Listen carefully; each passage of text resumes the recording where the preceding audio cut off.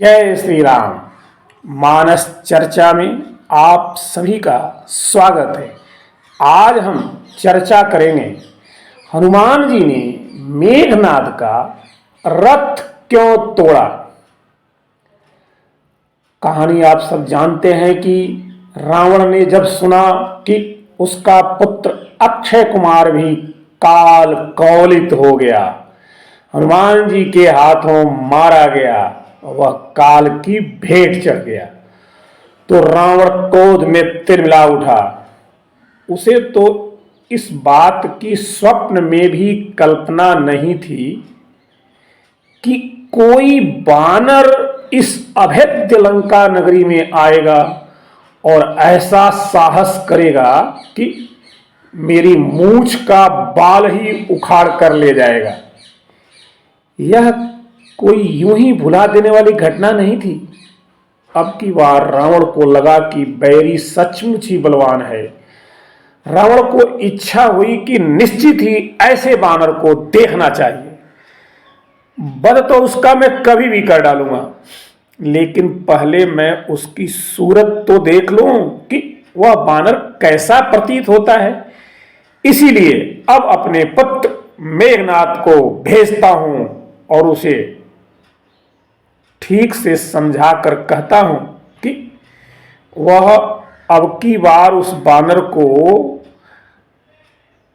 अक्षय कुमार की तरह मारने की गलती न करने जाए, बल्कि मेघनाद उस बानर को पकड़कर मेरे पास लाए। बहुत सुंदर ढंग से रावण ने मेघनाद को समझाया।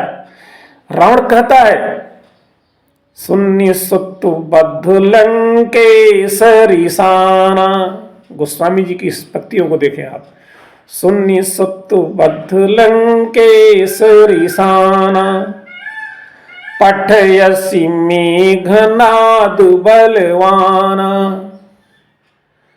मारसि जनि सुत बाधे सुताही, मारसि जनि सुत बाधे सुताही, देखिय कपिहि कहाँ कर आही, मारसि जनि सुत बाधे सुताही, देखिय कपिहि कहाँ कर आही। बस फिर क्या था, इंद्र को जीतने वाला अतुलित योद्धा मेघनाद पूरे बल व शौर्य को साथ ले चला। मेघनाद भी अपने भाई के मारे जाने से अति क्रोध में था। किसी भयंकर कोबरे की भांति मेघनाद भी फुफकारता हुआ अशोक वाटिका में प्रवेश करता है। श्री हनुमान जी ने देखा कि अब की बार रावण ने बड़ा भारी योद्धा भेजा है। तब हनुमान जी कटकटाकर गरजे और इंद्रजीत की तरफ दौड़े। गोस्वामी जी लिखते हैं, चला इंद्रजित अतुलित योद्धा, बंधु निधन सुनि उपजा क्रुद्धा, कपि देखा दारुण भट आवा, कटकटाई गर्जा अरुधावा, कपि देखा दारुण भट आवा, कटकटाई गर्जा अरुधावा। श्री हनुमान जी ने लड़ने का तरीका ही बड़ा ही विलक्षण चुन रखा था। हनुमान जी बड़े विलक्षण ढंग से लड़ते थे। जब वह सीता जी की खोज में गए थे तो कहीं भी हनुमान जी ने अपनी गदा का प्रयोग तो किया ही नहीं। हनुमान जी अपनी गदा का प्रयोग कर ही नहीं रहे थे। अन्यथा मेघनाद की क्या बिसात थी, मेघनाद की क्या औकात थी कि वह श्री हनुमान जी के मार्ग पर एक कदम भी आगे बढ़ पाता। इसका कारण केवल यही था कि अगर श्री हनुमान जी सहज ही अपनी गदा को लंका की धरा पर पटक देते तो पूरी लंका नगरी के गुंबद ढह जाते। फिर मेघनाद की क्या हस्ती थी, क्या औकात थी कि वह श्री हनुमान जी के समक्ष खड़ा भी रह पाता। लेकिन श्री हनुमान जी की अपनी गदा का प्रयोग नहीं करना है। श्री हनुमान जी हैं कि वह अपनी गदा का प्रयोग नहीं कर रहे हैं, वे तो बस एक ही काम कर रहे हैं। कोई भी आता है, चाहे अक्षय कुमार हो चाहे कोई भी हो, अशोक वाटिका के एक वृक्ष को उखाड़ लेते हैं और उससे युद्ध करते हैं। हनुमान जी को तो बस अशोक वाटिका के वृक्षों को उखाड़ उखाड़ कर ही राक्षसों का संहार करना है, और वो यही काम किए जा रहे हैं।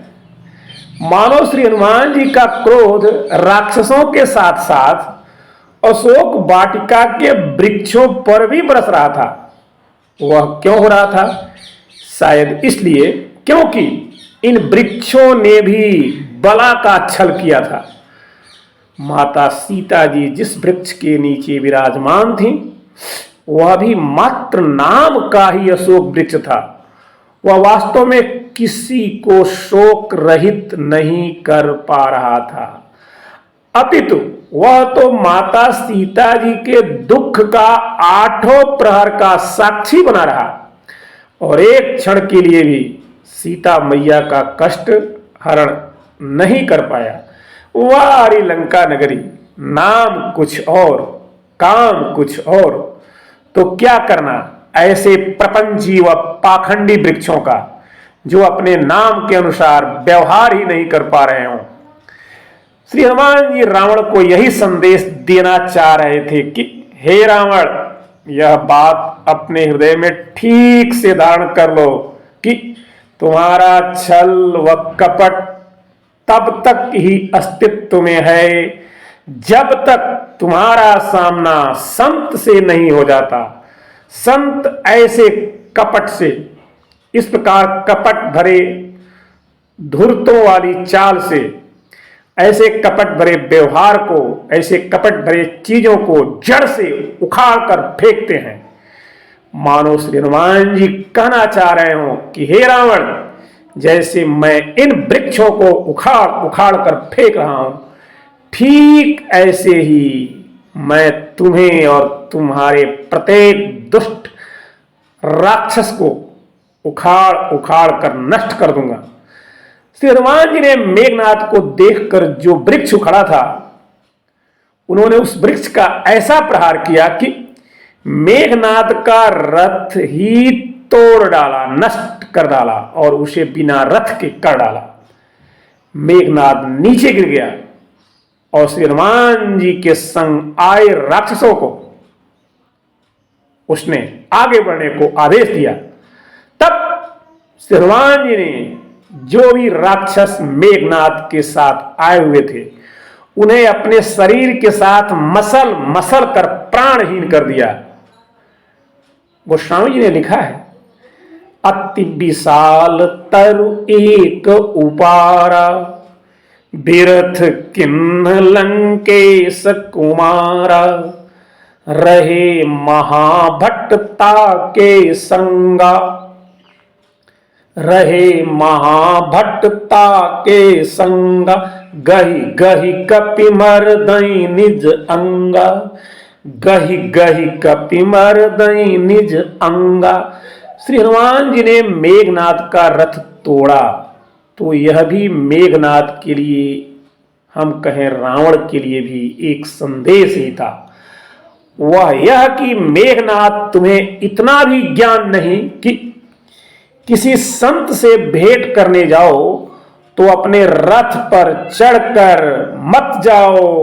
किसी संत से भेंट करने जाते हैं तो रथ पर चढ़कर नहीं जाते हैं, कारण कि रथ तो जीव के अहंकार व वैभव का प्रतीक होता है, और संत के पास अहंकार का त्याग करके जाते हैं, ना कि अहंकार पर सवार होकर। लेकिन तुम्हें इन संस्कारों से क्या वास्ता? कारण सुसंस्कारों से तुम्हारा तो पाला ही नहीं पड़ा है। तुम लंका वासियों का सुसंस्कारों से दूर दूर तक लेना देना नहीं है। इसीलिए चलो मैं स्वयं ही तुम्हें रथहीन कर देता हूं, क्या पता तुम कुछ समझ जाओ। पर श्री हनुमान जी को क्या पता था कि मेघनाद तो रावण से भी बड़ा अहंकारी था। कारण कि उसने तो वह कर दिखाया था जो रावण भी नहीं कर सका था, और वह था स्वर्ग को जीतना।